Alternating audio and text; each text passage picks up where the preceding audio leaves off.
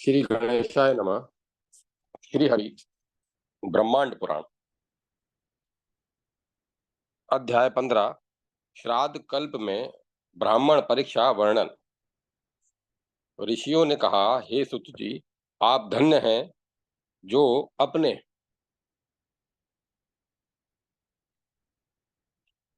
जो आपने श्राद्ध कल्प का वर्णन किया है। हम लोगों ने उस श्राद्ध कल्प को सुना जिनको कि ऋषियों ने वर्णन किया है। हे महाप्राज्य सुत, आपने इस श्राद्ध कल्प का विस्तार पूर्वक विशेष रूप से वर्णन किया है, जिसको ऋषियों ने वेद का अशेष भाग माना है, अर्थात जो वेद का ही पूर्ण भाग है। इसके बाद सुत जी ने कहा कि विप्रों, अब मैं आपको श्राद्ध के प्रति ऋषियों का जो मत है उसका वर्णन करूंगा, उसे आप मुझसे विस्तार पूर्वक सुनिए। पूर्व अध्याय में मैंने श्राद्ध कर्म में श्राद्ध की जो विधि है उसका वर्णन किया है। अब मैं जो परिशिष्ट है ब्राह्मणों की परीक्षा उसका वर्णन करूंगा, क्योंकि श्राद्ध में दान का पात्र किस प्रकार का ब्राह्मण होना चाहिए यह भी जानना आवश्यक है। ब्राह्मण सदैव मीमांस्य जांच के पात्र नहीं होते, वे पवित्र हों यह उत्तम है। फिर देव कार्य और पितृ कार्य में परीक्षण नियत है।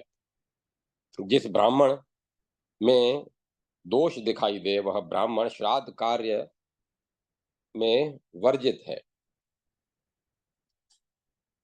यह सब अच्छी तरह साथ रहने से जानना चाहिए और जानकर उसको श्राद्ध कर्म में नहीं लाना चाहिए। बुद्धिमान व्यक्ति को बिना जाने हुए ब्राह्मण की श्राद्ध में परीक्षा नहीं करनी चाहिए, अर्थात साथ रहने आदि से अच्छी तरह परख हुए ब्राह्मण को ही श्राद्ध कार्य में लाना चाहिए।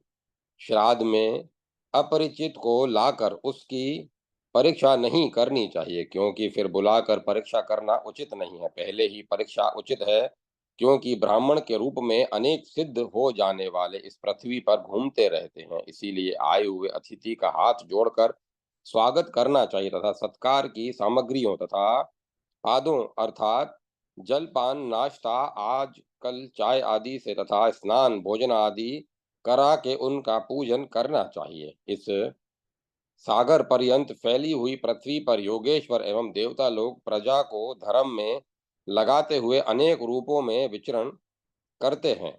इसीलिए जितेंद्रिय मनुष्य को चाहिए कि सदैव अतिथि का सत्कार करके उसे दान देना चाहिए। स्तुति जी बोले, अब मैं उन्हें खिलाने वाले भोजनों और उसी प्रकार उनके फलों का वर्णन करूंगा। अतिथि को दुग्धपान करने कराने से अग्निहोष्टम यज्ञ का फल प्राप्त होता है और खीर खिलाने से उखत स्तुति का फल प्राप्त होता है। उसे घृत दान करने से 16 यज्ञ फल प्राप्त होती है तथा उसी प्रकार मधु दान से अति रात्र यज्ञ का फल होता है। तथा जो श्रद्धावान मनुष्य पूरी श्रद्धा के साथ सब कामनाओं से ब्राह्मण को भोजन कराता है, उसकी सब कामनाएं पूर्ण होती हैं। अतः ब्राह्मण का अतिथि सत्कार सब प्रकार के दानों को देने वाला होता है तथा वह व्यक्ति सब यज्ञों के फल को प्राप्त करता है। जिस व्यक्ति ने श्राद्ध में अतिथि को प्राप्त कर लिया वह देव भाग्य में माना जाता है, अर्थात भाग्यवान को ही अतिथि सत्कार का अवसर मिल पाता है। देवता और पितर उस ब्राह्मण को अंतर्हित कर लेते हैं, अर्थात उस अतिथि ब्राह्मण में देवता और पितर समा जाते हैं तथा उस ब्राह्मण में पूरी तरह प्रवेश कर संसार का कल्याण करने के उद्देश्य से भोजन करेंगे। जो अतिथि ब्राह्मण अपूजित होता है, अर्थात जिसकी पूजा नहीं की जाती है, वह जला देता है तथा जो पूजित होता है वह सभी कामनाओं को प्रदान करता है। इसीलिए सर्वस्व दे करके भी सदा अतिथि का सत्कार करना चाहिए। सज्जनों के पास अकस्मात आया हुआ व्यक्ति, वह चाहे वानप्रस्थी हो, ग्रस्त हो, बालखिल्य, तपस्वी, सन्यासी हो अथवा उसे अतिथि ही समझना चाहिए। जो कोई बिना किसी तिथि के अकस्मात जो आए, वह अतिथि बिना अग्नि का अतिथि होता है, वह अतिथि कहा गया है। यही अतिथि योग कहा जाता है। न तो अवर्ती व्रत न रखने वाला अतिथि है, न संकीर्ण विचार वाला अतिथि होता है, न अविद्या वाला अतिथि है तथा न ही विशेष ज्ञान रखने वाला अतिथि है, न संतान से संबंध रखने वाला अतिथि है, न देवी अतिथि है और न अपराधी अतिथि होता है।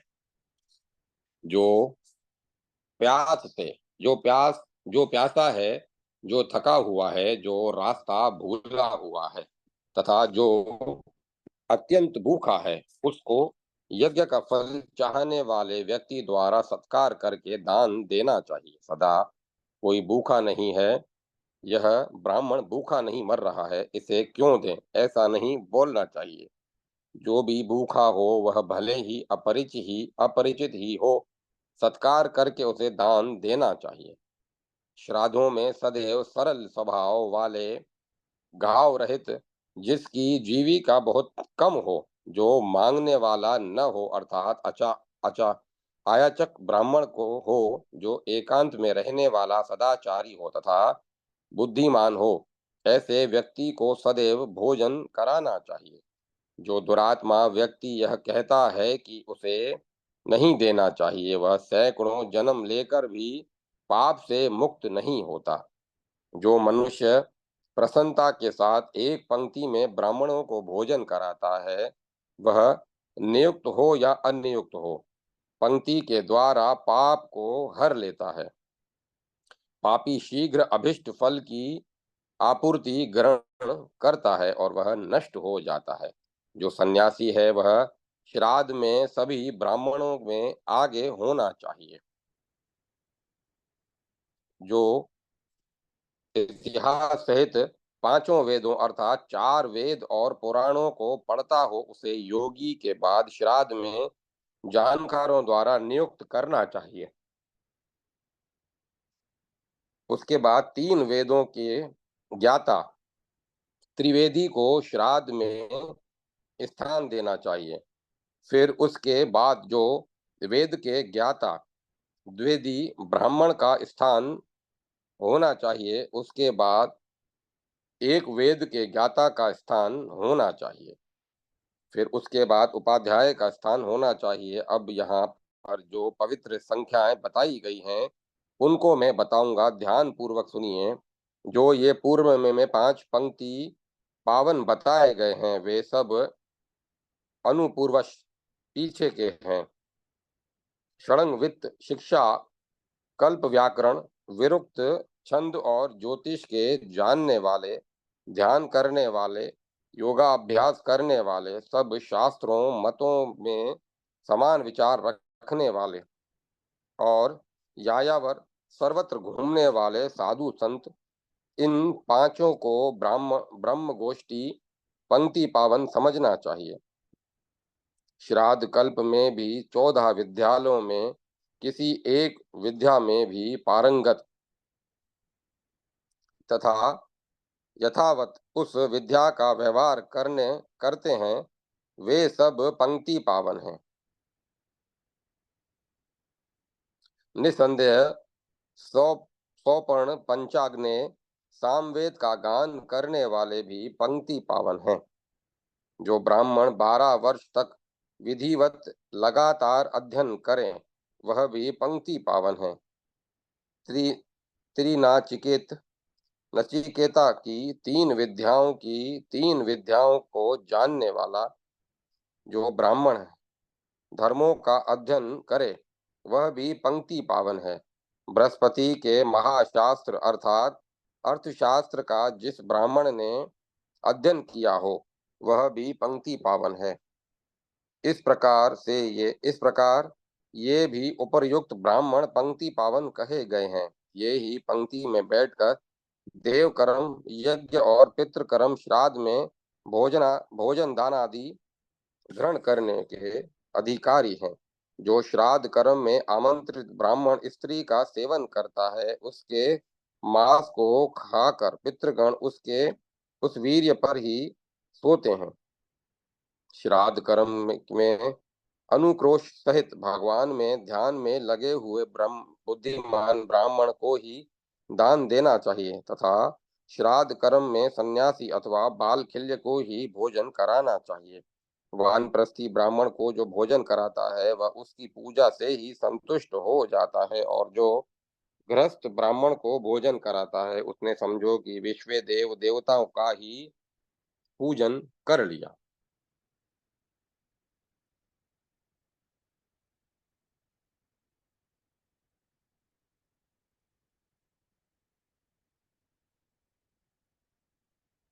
वानप्रस्थ ब्राह्मण को भोजन कराने से ऋषि लोग पूजित होते हैं तथा बालखिल्यों को भोजन कराने से इंद्र पूजित होते हैं तथा सन्यासियों की यदि पूजा की जाए की गई, जो समझो कि ब्रह्मा की की पूजा कर दी गई, अर्थात सन्यासियों की पूजा ब्रह्मा की पूजा है। पंचम संस्कारात्मक जो अपावन आश्रम है, उसे छोड़कर चार आश्रम ब्रह्मचार्य, गृहस्थ, वानप्रस्थ और संन्यास, ये आश्रम श्राद्ध कर्म और यज्ञ कर्म में पूज्य हैं। इन चार आश्रमों से जो ब्रह्म है, अर्थात जो ब्राह्मण इन चार आश्रमों का पालक नहीं है, उसको श्राद्ध में दान नहीं दिलाना चाहिए।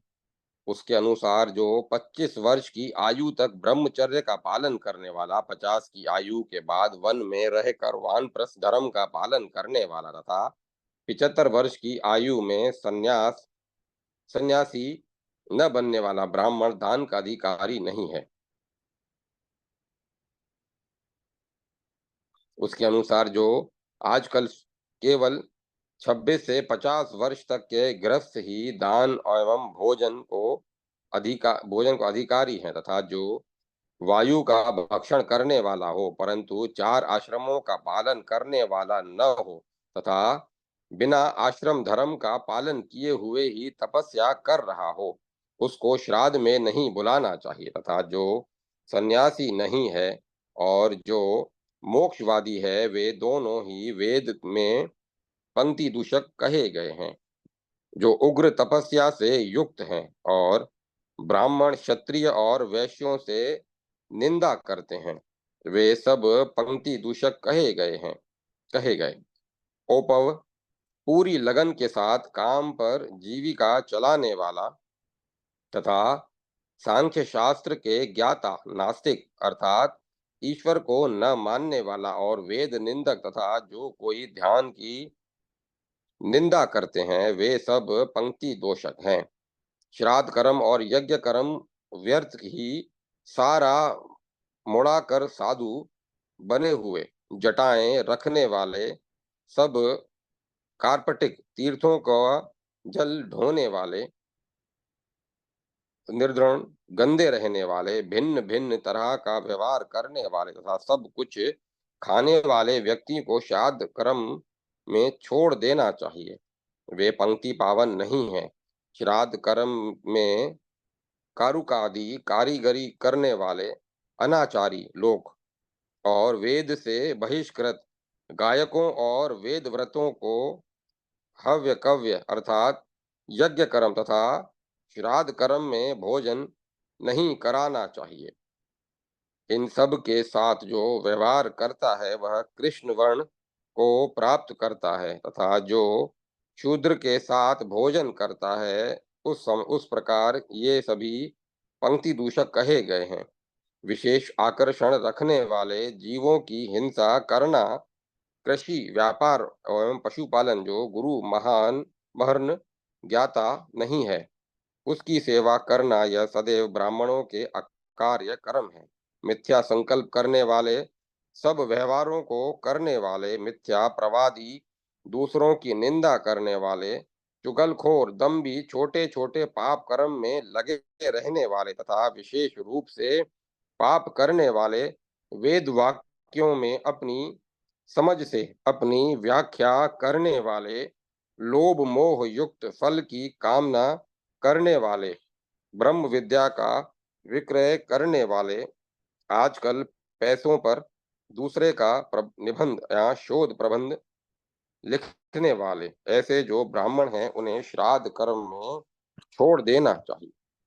वेद में विशेष योग अर्थात कोई विशेष बात जोड़ने का अधिकार उसी को नहीं है तथा जो उनमें अपनी आज्ञा लगाता है अर्थात अपनी चलाता है, वह ब्राह्मण पापी होता है तथा वेद में कुछ जोड़कर बोलने वाला भी पापी होता है। ऐसे लोगों को जो दान करता है वह उस दाता के दान का फल नष्ट हो जाता है तथा जो जीविका रुपया आदि लेकर किसी को पढ़ाता है और जो जीविका आदि लेकर पढ़ाने वाले अध्यापक से पढ़ता है, ये दोनों ही श्राद्ध कर्म में प्रवेश पाने के अधिकारी नहीं है, क्योंकि ये दोनों ही विद्या के क्रय और विक्रय रूप अपराध के अपराधी हैं। जीविका के लिए विद्या की खरीद फरोख्त करना गृहीत है, क्रय विक्रय करना यह तो वैश्य की जीविका है।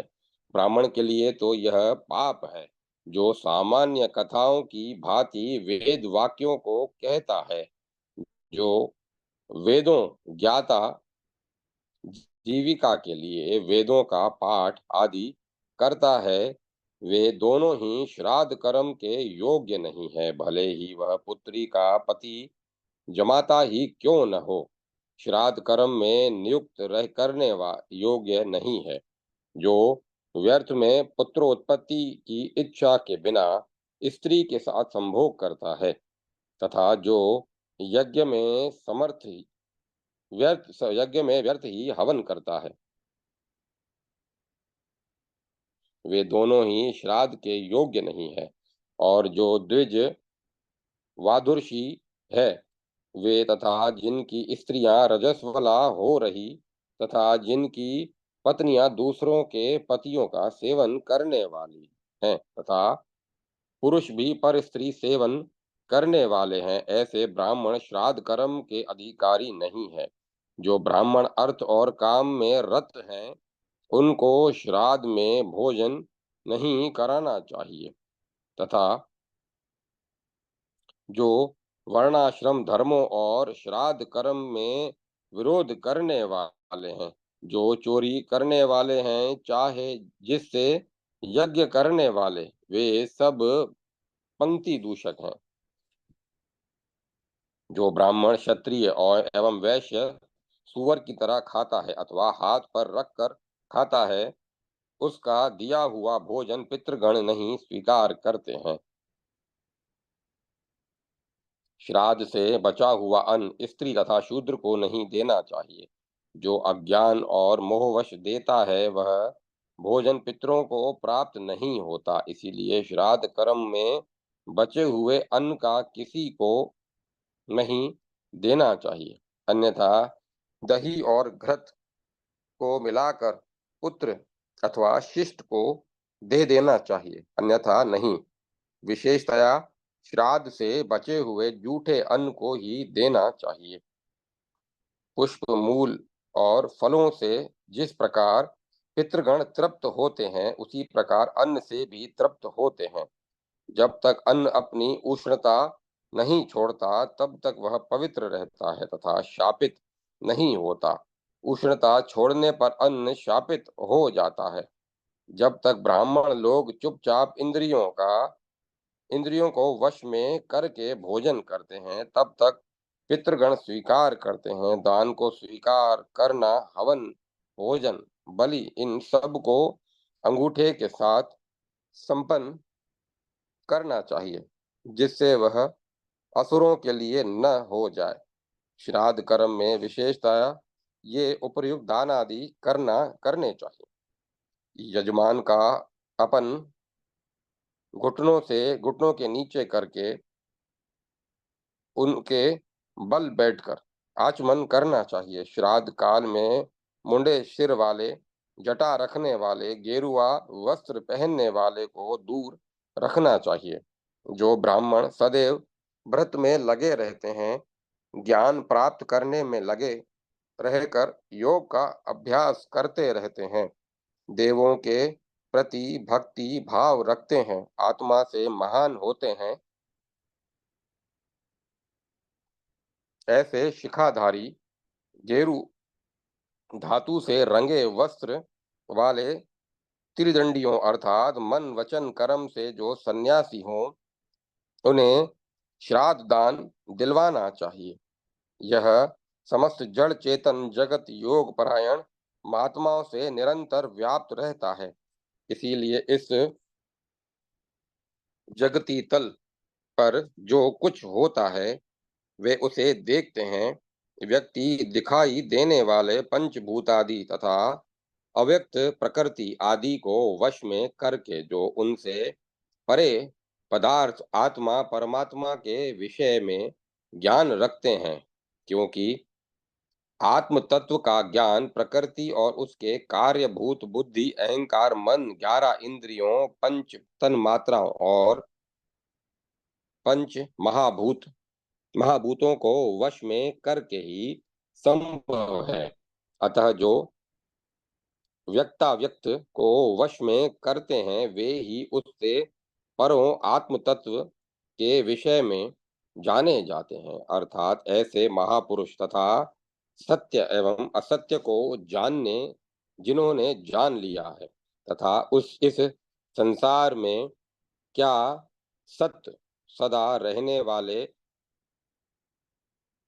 रहने वाली वस्तु है तथा क्या असत नाशशील वस्तु है, यह सब जिन्होंने जान लिया है, उन महापुरुषों ने मोक्ष आदि प्राप्त करने वाले सब ज्ञानों को उत्पन्न किया है। इसीलिए ऐसे महापुरुषों का भक्त ही सदा उत्तम फल को प्राप्त करता है।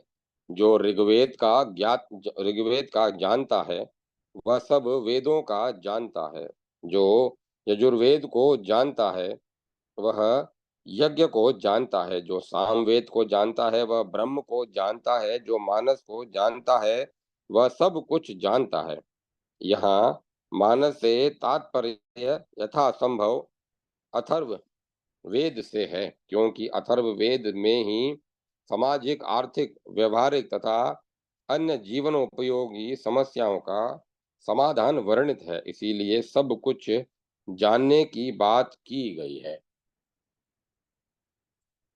इस प्रकार भी ब्रह्मांड पुराण वायु प्रोक्त मध्य भाग तृतीय उपोद्घात पाद 15वां अध्याय श्राद्ध कल्प में ब्राह्मण परीक्षा वर्णन संपन्न हुआ।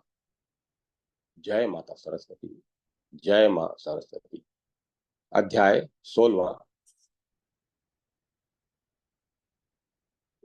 श्राद्ध कल्प में दान की प्रशंसा का वर्णन।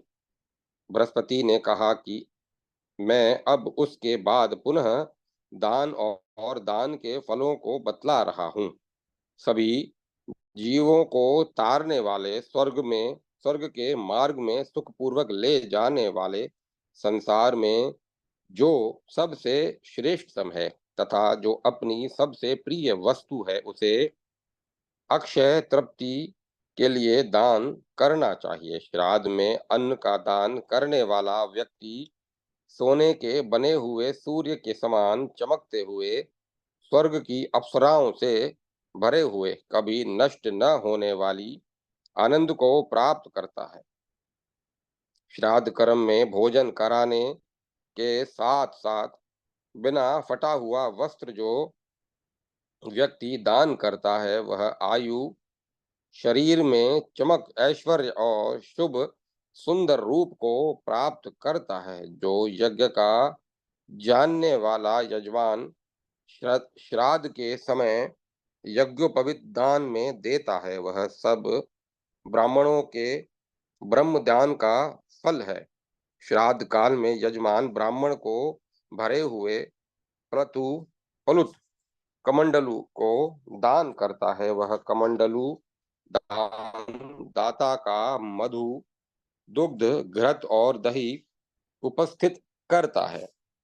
फलुत का अर्थ यहाँ तीन कमंडलू को हो सकता है, अथवा ओमकार से चिन्हित कमंडलू भी हो सकता है। जो यजमान श्राद्ध काल में चक्र के आकार से चिन्हित कमंडलू दान करता है, वह आसानी से दोहने योग्य दूध देने वाली गाय को प्राप्त करता है। श्राद्ध कर्म में जो व्यक्ति तुलपर्ण पादुक अर्थात प्रदान करता है,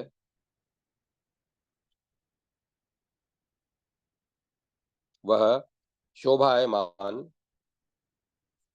सवारी वाहन को प्राप्त करता है। जो वाहन उसके पैरों को सुख प्रदान करता है। जो यजमान श्राद्ध कर्म में ब्राह्मण के लिए सत्कार के साथ ताल व्रत व्यजन तालियों के साथ खुशी से भोजन कराता है, वह मनुष्य सब सुगंधित और कोमल पुष्पों को प्राप्त करता है। श्राद्ध में जो ज्ञानी पुरुष ब्राह्मण को जूते देकर उसे सम्मानित करता है, वह अश्वयुक्त नवीन वाहन को प्राप्त करता है। श्राद्ध में जो पुरुष माला सहित छत्र प्रदान करता है, वह छत्र उसका राजमहल बनकर उसके पीछे परलोक में जाता है। श्राद्ध के अवसर सन्यासियों को रत्नादि से युक्त भवन एवं शय्या सहित भोजन प्रदान कर विद्वान पुरुष स्वर्ग में महान पद प्राप्त करता है। मोती वैदुर्य उनके अनेक प्रकार के वस्त्र और रत्न और करोड़ों और अरबों दिव्य वाहन और अच्छा तथा बड़ा आकाश में जाने वाला समस्त कामनाओं को पूर्ण करने वाले सूर्य और चंद्रमा के समान प्रकाशमान अक्षय दिव्य विमान को प्राप्त करता है। और फिर वह दाता अप्सराओं से परिवृत कामनाओं को पूर्ण करने वाले सुंदर और मन के समान वेग वाले विमान में विमान के अग्रभाग में सब ओर से स्तुति किया जाता हुआ निवास करता है। दिव्य पुष्पों द्वारा सजाए गए दान की देवता लोग परम प्रशंसा करते हैं। श्राद्ध में अच्छे लक्षण वाले स्वर्ण के पात्रों को दिलाना चाहिए। जो लोग श्राद्ध में ऐसे स्वर्ण पात्रों का दान करते हैं, उन्हें अनेक प्रकार के रसों वाले खाद्य पदार्थ और सौभाग्य प्राप्त होता है। तथा श्राद्ध में जो यजमान ब्राह्मणों को तिल और ईख गन्ना दान करता है, वह संसार में अच्छे मित्र प्राप्त करता है, स्त्रियों में सौभाग्य प्राप्त करता है। जो श्राद्ध काल में भोजन के अवसर पर योग्य ब्राह्मण को चांदी दान करता है, वह समस्त इच्छाओं रूप और धन को प्राप्त करने का पात्र होता है। जो यजमान श्राद्ध कर्म में चांदी और सोना दान करे, तो वह उस दान से समस्त इच्छाओं को सर्वत्र अपने यश रूप प्रकाश को और धन को प्राप्त करता है। जो श्राद्ध में दोहन पात्र के साथ पहले पहली बार ब्याही हुई धेनु गौ का दान करता है, उसे घड़े भरकर दूध देने वाली गायें प्राप्त होती हैं, जिससे उस मनुष्य की पुष्टि हो जाती है। जो यजमान जाड़े की ऋतु में प्रयत्न पूर्वक बहुत लकड़ी अग्नि जलाने की इच्छा के लिए देता है तथा भयंकर शीतकाल में आग जलाने की व्यवस्था करता है, उसको अग्नि की दीप्ति के समान प्रकाश वाला शरीर प्राप्त होता है। जो यजमान शिशिर ऋतु के आगमन पर ब्राह्मणों के लिए ईंधन प्रदान करता है, वह संग्राम में नित्य विजय प्राप्त करता है तथा नित्य लक्ष्मी से पूजित होता है। श्राद्ध के समय जो यजमान सुगंधित मालाओं अथवा गंधादि को ब्राह्मणों की विधिवत पूजा करके तथा आदर करके उन्हें दिलाता है, वह दान बाद में उसे देने वाले महात्मा यजमान को नदियां, गंधमाला और अनेक प्रकार के सुख पहुंचाती है तथा उस दाता के पास पतिव्रता युवतियां उपस्थित होती हैं। जो श्राद्ध में ब्राह्मण को शयन आसन यान भूमि और वाहन दान करे, वह अश्वमेध यज्ञ का फल प्राप्त करता है। श्राद्ध के समय गुणवान विप्र के उपस्थित होने पर इच्छित दान को द्रव्य धन को दान करता है, वह स्मृति और मेधा बुद्धि को प्राप्त करता है। घृत से भरे हुए पात्रों को श्राद्ध में सत्कार करके दान कराना चाहिए। जो ऐसा करता है वह दोहन कलश सहित पहली बार ब्याई हुई बहुत सी गायों के दान का फल प्राप्त करता है। श्राद्ध में यथेष्टित वस्तु के देने से पुंडरिक यज्ञ का फल प्राप्त होता है। भोजन में जो पुष्प और फल से युक्त वन का दान करे, वह गौ यज्ञ का फल प्राप्त करता है। श्राद्ध में कूप, उद्यान, तालाब, खेत, गौशाला और घरों को देकर वे यजमान जब तक चंद्रमा और तारे रहते हैं तब तक स्वर्ग में नित्य आनंद प्राप्त करते हैं। जो यजमान ब्राह्मणों के लिए सुंदर विछावन के साथ रत्न विभूषित शैया पलंग दान करता है, उसके पितर संतुष्ट होते हैं और वह स्वर्ग लोक को प्राप्त करता है तथा उस इस लोक में 8 सुंदर वाहनों से संपन्न रथ को प्राप्त करता है तथा वह पूजा जाता है और यहाँ धन और धान्यों से वृद्धि को प्राप्त करता है। श्राद्ध में सूती, रेशमी और ऊनी वस्त्रों, उत्तरीय वस्त्र तथा कंबल, मृगचर्म, सोने से तंतुओं से बना वस्त्र और मृगलोम से यह सब ब्राह्मणों को भोजन कराकर विधि पूर्वक दान करने चाहिए। ऐसा दान करने से श्रद्धावान मनुष्य वाजपेय यज्ञ के फल को प्राप्त करता है। उसे इस लोक में बहुत सी सुंदर रूप वाली पत्नियां, सुंदर रूप वाले पुत्र, सेवक और किंकर नौकर प्राप्त होते हैं और वह इस लोक में सदा निरोग रहता है। श्राद्ध में जो मनुष्य नया रेशमी वस्त्र, पतला सूती वस्त्र और सुंदर साड़ियां और गहने दान करता है, वह अपनी सभी उत्तम कामनाओं की पूर्ति प्राप्त करता है। उसकी सारी दरिद्रता उसी प्रकार नष्ट हो जाती है जैसे कि सूर्य के उदय होने पर अंधकार नष्ट हो जाता है तथा वह विमान के अग्रभाग में उसी तरह सुशोभित होता है जिस प्रकार नक्षत्रों में चंद्रमा वस्त्र सभी देवों से प्रशंसित और सर्वदेवमय है। अतः उन वस्त्रों के अभाव में यज्ञ, दान और तप क्रिया संपन्न नहीं होती। इसीलिए श्राद्ध काल में वस्त्रों को नित्य और अवश्य दान करना चाहिए। श्राद्ध में वस्त्रों का दान करके मनुष्य उन सब वस्त्रों को प्राप्त करता है जो व्यक्ति नित्य श्राद्ध में प्रयत्न पूर्वक श्राद्ध से पूरी तरह श्रद्धा रखकर वस्त्रों को दान करे और व्यक्ति राज और सुख आदि सभी कामनाओं को प्राप्त करता है तथा सभी मनोरथों को पूर्ण करने में समृद्ध यज्ञ का फल प्राप्त करता है। अनेक प्रकार के पदार्थ जो अच्छी तरह शक्कर आदि से बनाए गए हों, उनको तथा खिचड़ी, मधु, घी, दूध और खीर आदि खाने में रुचिर पदार्थों को जो यजमान दान करता है, वह अग्नि ओष्टम यज्ञ का फल प्राप्त करता है। श्राद्ध के अवसर पर वर्षा ऋतु में विशेष रूप से मघा नक्षत्र में दही, शुद्ध गौरस तथा अनेक प्रकार के भक्ष्य पदार्थों का दान करके दाता शोक से ग्रस्त नहीं होता। जो यजमान ब्राह्मणों का घृत के साथ भोजन कराए तथा घृत को भूमि पर सम्यक प्रकार से उत्सर्जन करे तथा गया तीर्थ में हाथियों का दान करे, तो वह चिंता मुक्त हो जाता है। भात, दूध से बने पदार्थ, खोआ के पेड़ा, खीर, दही आदि पदार्थ, घी, मधु एवं कंद मूल फल आदि अनेक खाद्य पदार्थों को श्राद्ध में देकर मनुष्य इस लोक और परलोक में आनंद को प्राप्त करता है। शक्कर मिश्रित दूध और चिवड़ा का दान कभी नष्ट होने वाला नहीं है।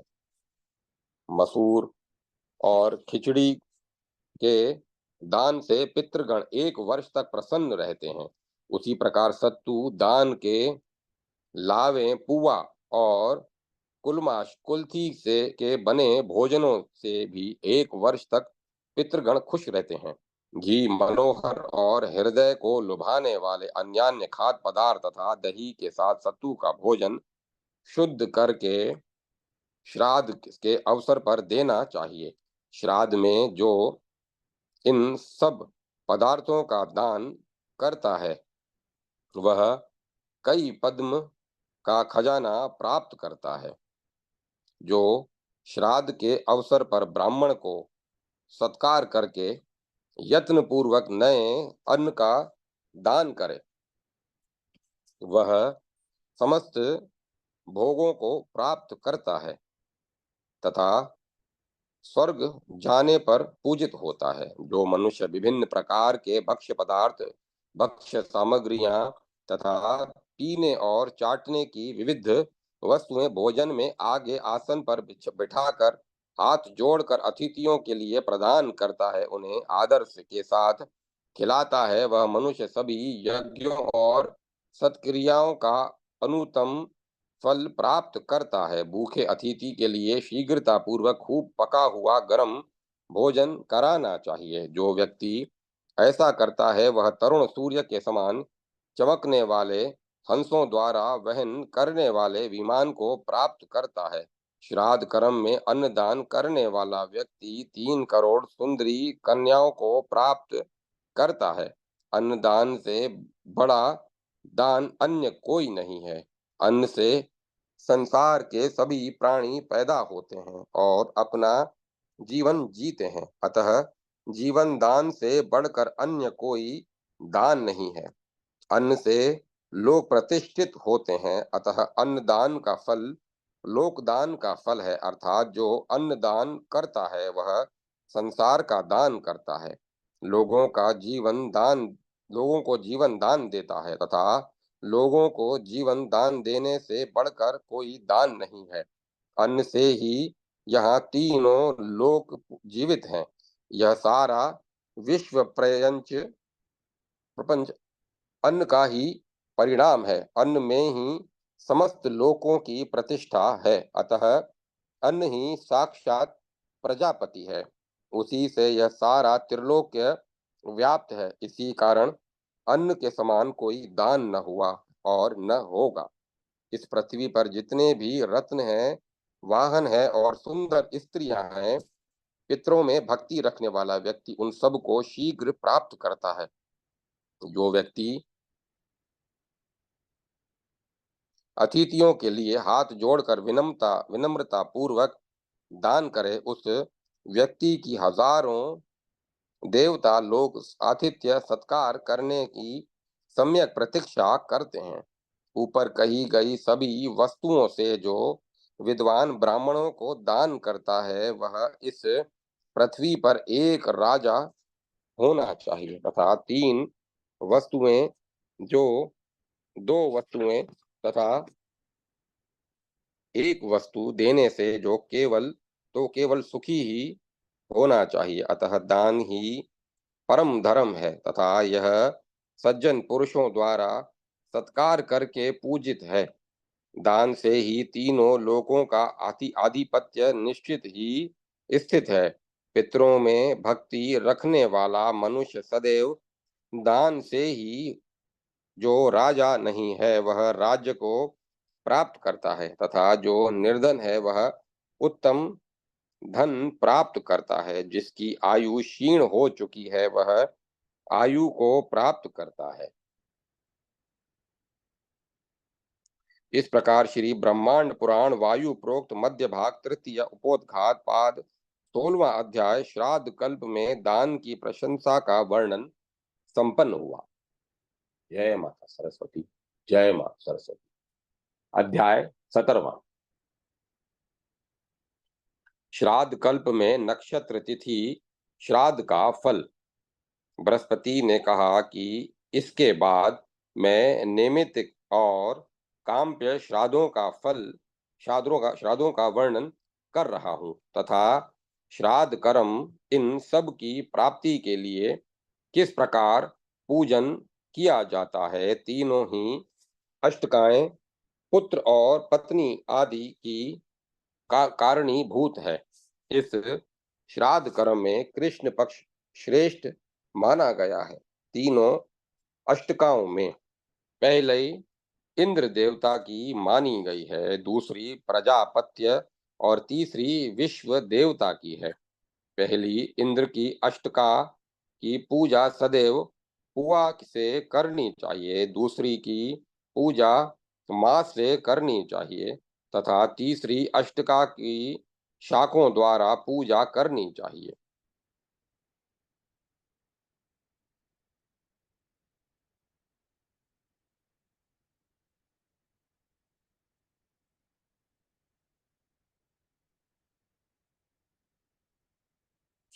यह यहाँ भी इस प्रकार की अष्टकाओं से में द्रव्य की विधि है।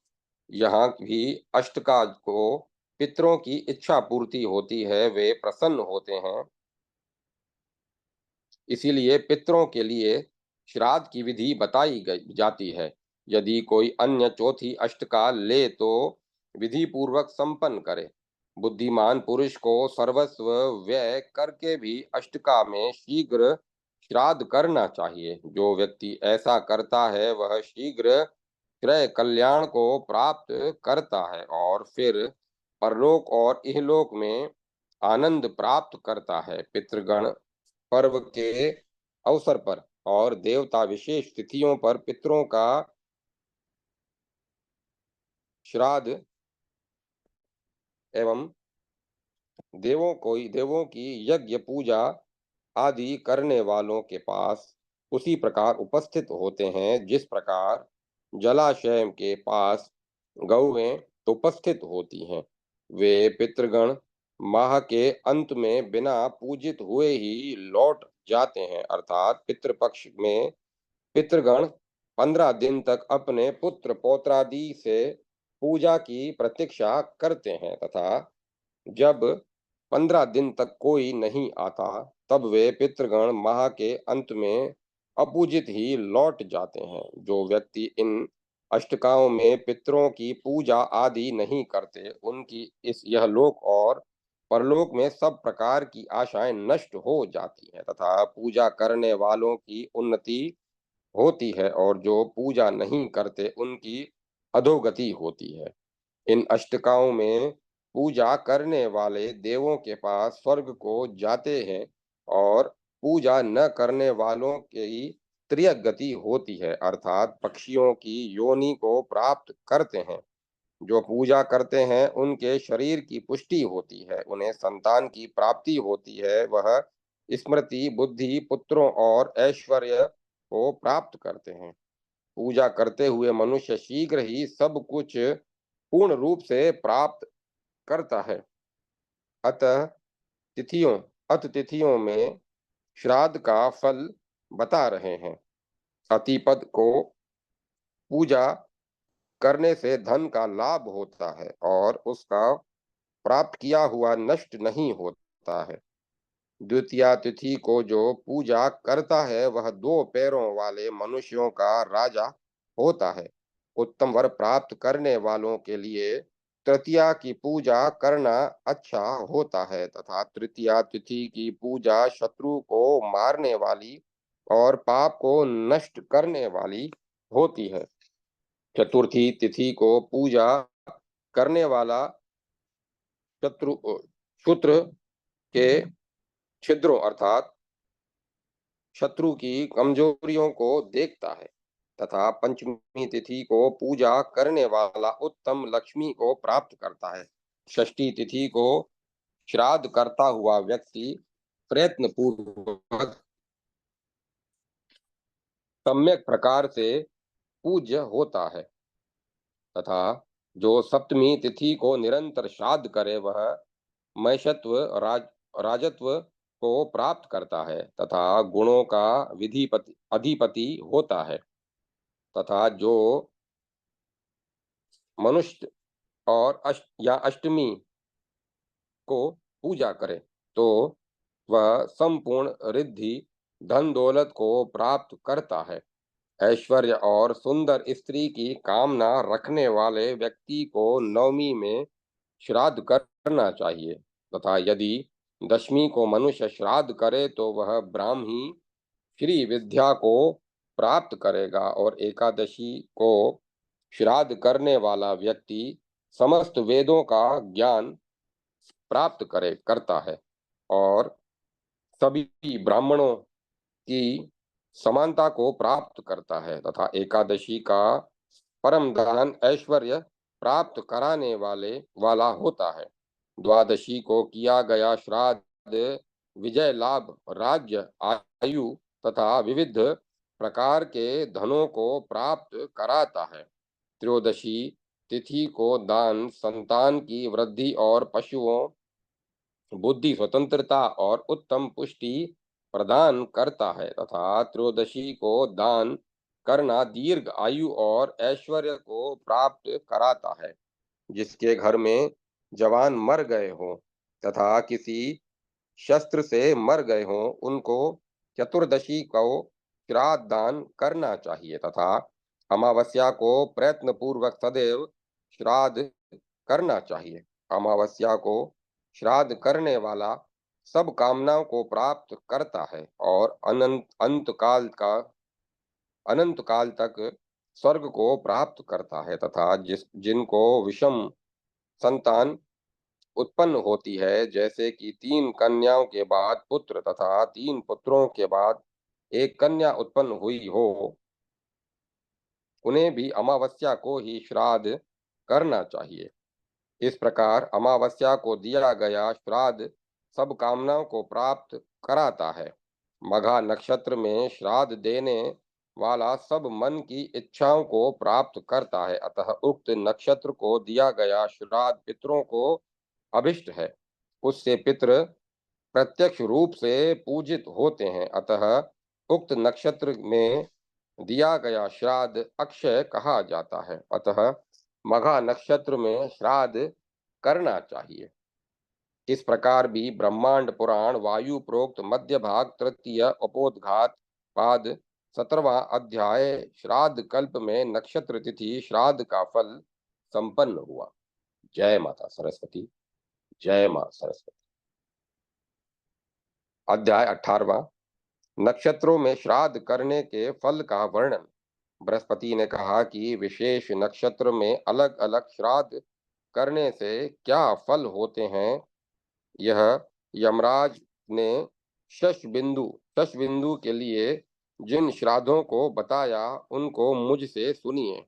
जो मनुष्य कृत्तिका नक्षत्र के योग में अग्नियों को धारण कर अर्थात अग्निहोत्र करके निरंतर श्राद्ध करता है वह सदृढ़ व्रत मनुष्य सदा स्वर्ग में सुशोभित होता है। संतान को चाहने वाले मनुष्य को रोहिणी में श्राद्ध करना चाहिए। मृगशिरा नक्षत्र में श्राद्ध करने से मनुष्य तेजस्वी हो जाता है। क्रूर कर्म करने वाले मनुष्य प्राय आर्द्रा नक्षत्र में श्राद्ध करते हैं। पुनर्वसु नक्षत्र में श्राद्ध कर मनुष्य क्षेत्र का अधिकारी और पुत्र वाला बनता है। फिर अपने शरीर की पुष्टि चाहने वाला मनुष्य तिष्य पुष्य नक्षत्र में श्राद्ध करे। आश्लेषा नक्षत्र में पितरों की पूजा करता हुआ मनुष्य वीर पुत्रों को प्राप्त करता है। मघा नक्षत्र में श्राद्ध का आचरण करता हुआ व्यक्ति अपनी जातियों में श्रेष्ठ होता है। पूर्वा फाल्गुनी नक्षत्र में पितरों की पूजा करता हुआ मनुष्य सौभाग्य को प्राप्त करता है, तथा जो उत्तरा फाल्गुनी नक्षत्र में श्राद्ध करता है वह साधिकार प्रदानशील दान करने वाला स्वामी होता है। हस्त नक्षत्र में पितरों की पूजा करके मनुष्य सभाओं में मुख्य वक्ता होता है। चित्रा नक्षत्र में श्राद्ध करके वह सुंदर रूप वाले पुत्रों को देख स्वाति नक्षत्र में जो श्राद्ध करता है वह व्यापार में लाभ प्राप्त करता है, तथा पुत्र की कामना करने रखने वाले पुरुष को विशाखा नक्षत्र में श्राद्ध करना चाहिए। अनुराधा नक्षत्र में श्राद्ध करने वाला मनुष्य संसार चक्र में परिवर्तन कर देता है, तथा जो मनुष्य ज्येष्ठा नक्षत्र में श्राद्ध करता है उसका श्रेष्ठ आधिपत्य होना चाहिए, अर्थात वह श्रेष्ठ अधिकारी बनता है। मूल नक्षत्र में श्राद्ध करने से आरोग्य प्राप्त होता है और आषाढ़ नक्षत्र में श्राद्ध करने से महान यश की प्राप्ति होता है। उत्तरा नक्षत्र में श्राद्ध करने वाला मनुष्य शोक विहीन होता है, अर्थात उसे कोई शोक नहीं होता। श्रवण नक्षत्र में श्राद्ध करने से लोकों में परम गति को प्राप्त करता है। धनिष्ठा नक्षत्र में श्राद्ध करने से मनुष्य राज्य का अधिकारी होता है और विपुल धन को प्राप्त करता है। अभिजीत नक्षत्र के श्राद्ध से मनुष्य समस्त वेदों का उसके अंगों सहित ज्ञान प्राप्त करता है। वारुण शतभिक्ष नक्षत्रों में श्राद्ध करने से और पितरों की पूजा करने वाला मनुष्य भिक्षक वेद बनने की सफलता प्राप्त करता है। पूर्वा भाद्रपद नक्षत्र में श्राद्ध करने वाला मनुष्य बहुत सी आजीविकाओं का फल प्राप्त करता है, तथा उत्तरा भाद्रपद में श्राद्ध करता हजारों गायों को प्राप्त करता है। रेवती नक्षत्र में श्राद्ध करने वाला मनुष्य बहुत चांदी से बना हुआ द्रव्य प्राप्त करता है। इसी प्रकार अश्वनी नक्षत्र में अश्व और भरणी नक्षत्र में श्राद्ध करने से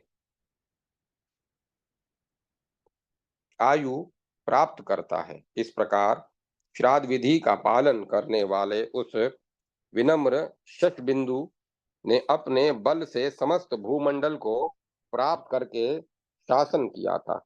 इस प्रकार श्री ब्रह्मांड पुराण वायु प्रोक्त मध्य भाग तृतीय उपोद्घात पाद 18वां अध्याय नक्षत्र में श्राद्ध करने का नक्षत्रों में श्राद्ध करने का फल का वर्णन संपन्न हुआ। जय माता सरस्वती, जय माता सरस्वती। ओम नमः शिवाय, ओम नमो भगवते वासुदेवाय, ओम नमो नारायण। ओम तत्सत, ओम तत्सत, ओम तत्सत। अब कथा को विराम दिया जाता है।